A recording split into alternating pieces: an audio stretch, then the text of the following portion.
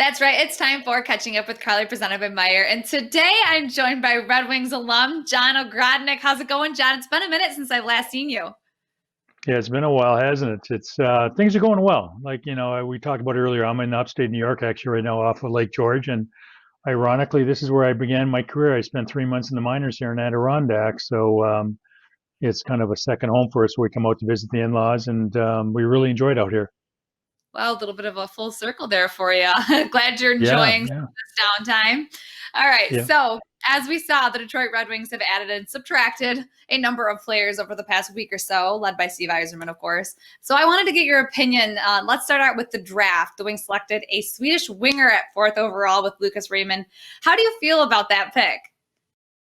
Well, I guess you got to go with the scouts, and I was listening a little bit of what Chris Draper had to say, and he said he watched him a few times playing some games. And Drape thinks I believes he has the skill levels. And even when he was with the men's league and he wasn't logging a lot of ice time, but Carly, it's a gamble. All the scouts will tell you. I mean, these kids are young; they're 18 years old. I mean, it's not easy. My draft year, you had to be turning 20, and even at 20, there was a lot of first rounders that didn't make it. So, they see some skills in Lucas, and they hope that he continues to develop and acclimates himself to each level. As he gets older, he's going to be, playing with bigger and stronger guys.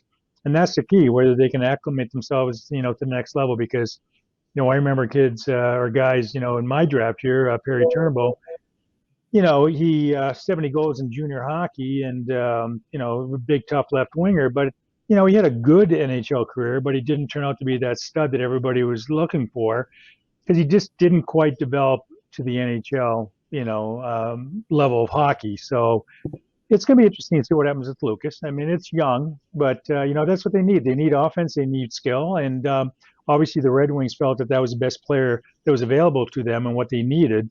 Getting the fourth overall pick, which I guess we can talk about that fourth overall pick and the system, but we won't get into that today. We'll get into that another time. But not Yeah. only was there Lucas Raymond from Sweden, we had two other players that the Red Wings drafted. It seems that the team has had a bit of a good luck roll with Swedish players here. What do you think? You know what? They're skilled hockey players. There's no question about it. I mean, the game's changed a lot. There's a lot of great skilled hockey players, obviously in the North American leagues here also, and we'll see what happens. Again, they're young and they're skilled, and we'll see what happens if they're able to develop. And it's a building process, with Steve Yzerman. Ironically, when he came to Detroit back in 82 or 83, we were struggling back then, and now he's come back to Detroit here in 2019, 2020, and the Red Wings have kind of made a full circle, where they had some fantastic seasons, winning 4 Stanley Cups. To at that stage right now where it's back into rebuilding, pretty much what Jimmy Devellano had to do back in 1982, starting off with Steve Yzerman. So when a GM takes over, Carly, it's usually a 5-year process. They hope to have some sort of a contender within 5 years, and that's what we're going to find out here over the next 2-3 years. How the 2019 draft kids are working out, how the 2020 draft kids are working out. And you hope you have a surprise there. Even a late round pick, you hope you have a surprise. Hopefully, you have a Zetterberg or Datsyuk, they were late round draft picks that turned out to be fantastic surprises. I know you touched on this a bit, the free agency. Let's run through a few of the players that we got. The Red Wings acquired 2 forwards, Vladimir Nemestnikov and Bobby Ryan, Yeah. and 2 defensemen in Troy Stetcher and John Merrill, as you were talking about, and a goalie in Thomas Greiss, because we saw the Red Wings did not re-sign Jimmy Howard. So do you think that these are moves that will make an immediate impact on the Red Wings team? Yeah, I think they will. You know what? Again, the Red Wings, for the most part, they can only move upwards, so to speak, as far as getting better. And I think they can. They're veteran players, especially Mark Stahl is a veteran player, had a fantastic career with the New York Rangers. And, from what I read, part of the Rangers letting him go was to make some, between him and Lundqvist, I guess they freed up over $8 million in salary cap money. So, if it was, mainly, partly because of money and partly because the Rangers might have some younger players coming in, whereas the Red Wings need to shore up their defense. And a guy like Mark Stahl, I don't know much about John Merrill, but again, 6'3" defenseman. bottom line is this, you know what? Steve's not paying a lot of money for these players. He's not giving up, players or having to trade for these players. He's basically getting a bargain deal on a lot of these players he's picking up. So where's the risk? You know, get them. Hmm. If they fit in, great. If they don't, they don't. It's not causing, not back in the old days. When I remember when I turned pro, we used to give up all our young players and trade for older players towards the end of the career, which obviously we know through history is a bad mistake. Stevie's not doing that. He's not giving up youth right now to pick up some older players. He's getting them at a great price, not costing the team much. And you know what? If his scouts do a good job and they watch these guys play in the minors or in the NHL over the past year or so, I believe the scouts told Stevie, hey, these guys, could, seriously help our organization in the upcoming season. Absolutely. Okay, a couple more questions. First, for you, which area do you think needs the most improvement going forward? Well, I think hate to say this. As a forward, I could always make a mistake, and the defenseman would help you out. And if the defenseman made a mistake, you preyed on the goaltender. But unfortunately, goaltenders can't afford to make a mistake. So I think starting from the net out, I thought goaltending was pretty good, and it just has to be very consistent. As a player, and again, I'm not blaming goaltending. Don't get me wrong, okay? But good goaltending can win games for a hockey club, and a goaltender can play extremely well, but if they let in that one soft goal, it can help, contribute to demoralizing a team in that game and changing the momentum. So you got to really have consistent goaltending.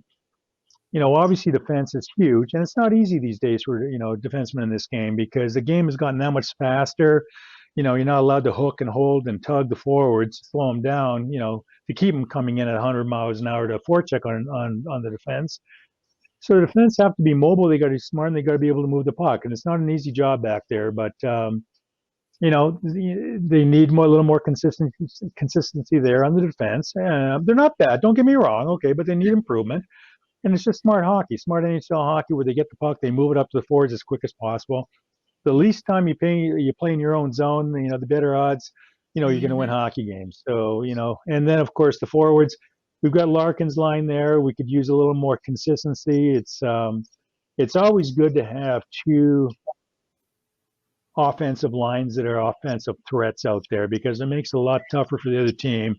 They usually has a lot of times has a checking line, and it's tough to check a team that has two good scoring lines. So there's no question about it. We could use a little more experience up front, a little more consistency, a little more offense, just a lot more intelligent play if you want to, keep the game simple, move the puck, and as a whole, as a team, they got to play well together. All five guys on the ice, six including the defenseman or the goaltender, obviously.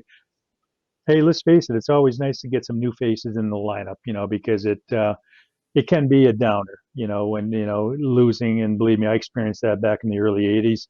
And it can be refreshing. It was refreshing for me when management would try to improve the hockey club, by bringing in some new, fresh faces. It just adds a little more juice to the team, so to speak.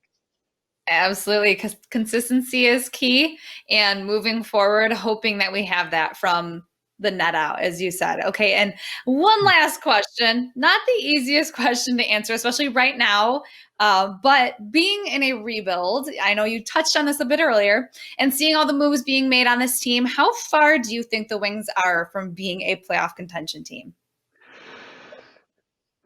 My guess isn't like, we talked about earlier, it's a tough question to answer. But again, I'm going to go by history and what general managers usually say, unless I'm dating myself from the 80s, but and the 90s. But most GMs, when they take over a job, and I believe Yzerman even mentioned this when he first took it over, I believe he's looking for some drastic improvements in his first 3 years.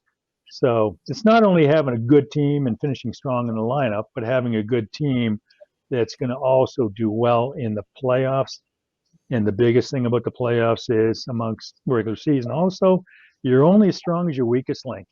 It takes one bad goal, one bad pinch, one bad play by a forward where they give it away, and man, the momentum can change.